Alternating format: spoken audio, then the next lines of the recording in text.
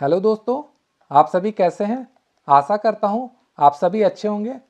आप सभी का स्वागत है आपके अपने YouTube channel SSC exam pro में, जो भारत को महंगे कोचिंग के फीस से मुक्त कराने के उद्देश्य से बनाया गया है।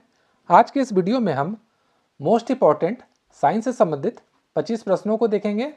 यह विज्ञान से संबंधित प्रश्नों की सीरीज का पार्ट 41 है। अगर आप 1 से लेकर 40 तक का पार्ट देखना चाहते हैं तो मेरे चैनल पे जाके देख सकते हैं। आगे का पार्ट अगले वीडियो में आएगा, तो चैनल को लाइक, शेयर और सब्सक्राइब जरूर करें तथा नोटिफिकेशन बेल को भी क्लिक करना ना भूलें।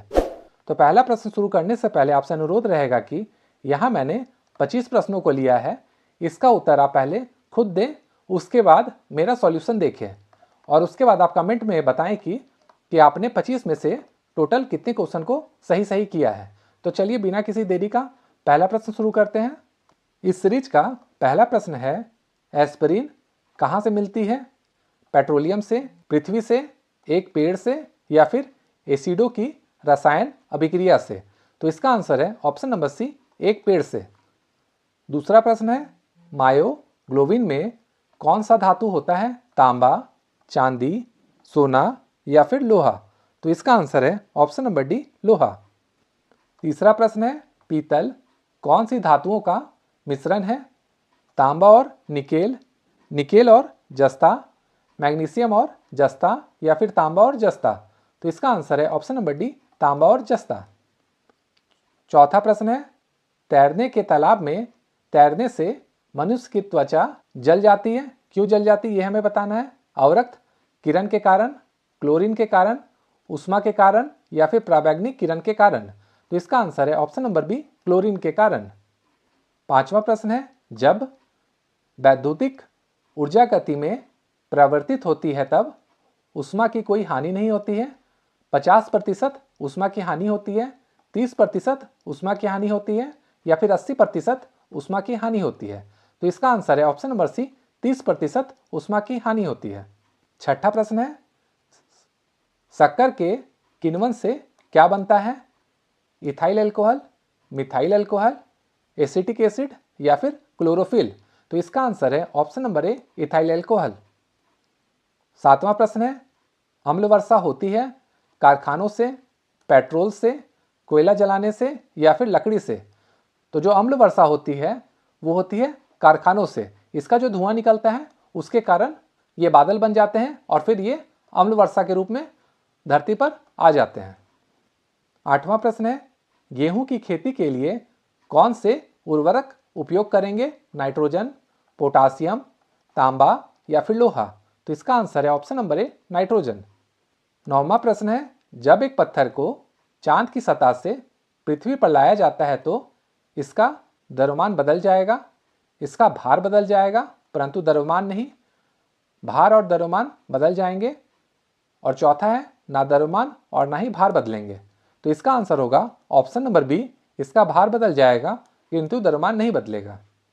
10वां प्रश्न है, आप लिफ्ट में खड़े हैं, लिफ्ट में फर्श पर आपका भार द्वारा रहा बल क्या होगा ये बताना है। लिफ्ट में 9.8 मीटर प्रति सेकंड स्क्वायर के त्वरण से ऊपर जाते समय शून्य होगा। लिफ्ट के 9.8 मीटर प्रति सेकंड स्क्वायर के त्वरण से नीचे जाते समय शून्य होगा। लिफ्ट के 9.8 मीटर पर सेकंड के त्वरण से किसी भी दिशा में जाते समय शून्य होगा या फिर लिफ्ट के त्वरण की दर बदलने से परिवर्तित नहीं होगा।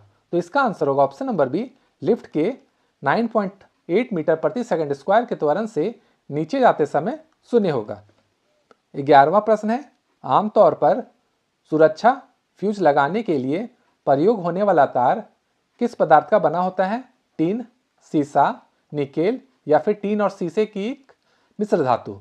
तो इसका आंसर है ऑप्शन नंबर डी, टीन और शीशे की एक मिश्र धातु। 12वां प्रश्न है, पीतल के बर्तनों को कलाई करते समय गर्म बर्तन की सफाई करने के लिए प्रयोग किए जाने वाले अमोनियम क्लोराइड चूर्ण से निकलने वाला धुआं है। यह कौन सा धुआं ये बताना है। Ammonia, carbon monoxide, chloric acid का हाइड्रो या फिर अमोनिया और हाइड्रोजन क्लोराइक एसिड? तो इसका आंसर है ऑप्शन नंबर डी, अमोनिया और हाइड्रोक्लोरिक एसिड। 13वां प्रश्न है, जस्ते के एक आयतन भार जिसका घनत्व क्या है 7100 किलो प्रति मीटर के दो आयतन भाग तांबा जिसका घनत्व है 8900 किलोग्राम प्रति मीटर से मिलाने पर पीतल बनता है। तो पीतल का घनत्व क्या होगा ये हमें बताना है। 8000 किलोग्राम प्रति मीटर, 83000 किलोग्राम प्रति मीटर, 95000 किलोग्राम प्रति मीटर या फिर 9800 किलोग्राम प्रति मीटर। तो इसका आंसर है ऑप्शन नंबर बी 83000 किलोग्राम प्रति मीटर। 14वां प्रश्न है, अल्कोहलिक खमीर यानी फर्मेंटेशन का आखिरी उत्पाद क्या है यह हमें बताना है। Pyruvic acid, acetaldehyde, ethyl alcohol या फिर फॉर्मिक एसिड। तो इसका आंसर होगा option number c ethyl alcohol. 15वां प्रश्न है, हाइड्रोक्लोरिक एसिड कांच की बोतल में नहीं रखा जाता है क्योंकि वह अभिक्रिया करता है दृश्य प्रकाश से, कांच की सोडियम ऑक्साइड से, कांच की एल्युमिनियम ऑक्साइड से या फिर कांच की सिलिकॉन डाइऑक्साइड से। तो इसका आंसर है ऑप्शन नंबर डी कांच की सिलिकॉन डाइऑक्साइड से। 16वां प्रश्न है, वायु में थोड़ी देर रखने पर किसी धातु के ऊपर हल्के रंग की बेसिक कार्बोनेट की परत जम जाती है, वह धातु कौन सा है ये बताना है। तांबा, चांदी, निकेल या फिर जस्ता। तो इसका आंसर है ऑप्शन नंबर ए तांबा। 17वां प्रश्न है, कच्चे फलों को कृत्रिम रूप से पकाने के लिए प्रयोग में लाए जाने वाली गैस का क्या नाम है। अमोनिया, नाइट्रोजन, कार्बन मोनोऑक्साइड या फिर एथिलीन व एसिटिलीन। तो इसका आंसर है ऑप्शन नंबर डी एथिलीन और एसिटिलीन। 18वां प्रश्न है, विस्फोटक नाइट्रोग्लिसरीन एक क्या है यह हमें बताना है। नमक, नाइट्रो हाइड्रोकार्बन, सम्मिश्रण हाइड्रोकार्बन या फिर एस्टर। तो इसका आंसर है ऑप्शन नंबर डी एस्टर। 19वां प्रश्न है, जस्ते को एक बर्तन पर विद्युत लेपन की विधि में क्या बनाया जाता है यह हमें बताना है। बर्तन को ऋण ध्रुव बनाया जाता है, शुद्ध जस्ते को घन ध्रुव बनाया जाता है, बर्तन को ऋण ध्रुव और शुद्ध जस्ते को धन ध्रुव बनाया जाता है या फिर बर्तन को धन ध्रुव और जस्ते को ऋण ध्रुव बनाया जाता है। तो इसका आंसर है ऑप्शन नंबर सी बर्तन को ऋण ध्रुव और शुद्ध जस्ते को धन ध्रुव बनाया जाता है। 20वां प्रश्न है, वायु में कौन सी नोबल गैस नहीं होती है। हीलियम, नियॉन, ऑर्गन या फिर रेडोन। तो इसका आंसर है ऑप्शन नंबर डी रेडोन। 21वां प्रश्न है, शुष्क बर्फ क्या होता है। ठोस बर्फ, ठोस कार्बन डाइऑक्साइड, ठोस अमोनिया या फिर ठोस सल्फर डाइऑक्साइड। तो इसका आंसर है ऑप्शन नंबर बी ठोस carbon dioxide.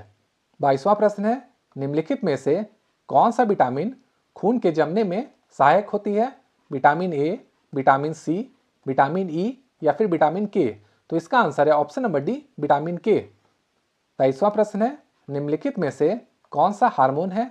RNA, invertase, insulin या फिर एस्कर्बिक एसिड। तो इसका आंसर है ऑप्शन नंबर सी इंसुलिन। 24वां प्रश्न है, विकास का कारक है फॉसिल पदार्थ, जीने के लिए संघर्ष, पीढ़ी से पीढ़ी अनुकूलन या फिर वंशागति। तो इसका आंसर है ऑप्शन नंबर सी पीढ़ी से पीढ़ी अनुकूलन। 25वां और इस सीरीज का अंतिम क्वेश्चन है, क्लोरोफिल में कौन सी धातु का आयन पाया जाता है। लोहा, मैग्नीशिया, जस्ता या फिर कोबाल्ट। तो इसका आंसर है ऑप्शन नंबर बी मैग्नीशिया। तो दोस्तों यह था पार्ट 41। आगे का पार्ट अगले वीडियो में आएगा, तो चैनल को लाइक, शेयर और सब्सक्राइब जरूर करें। Thank you.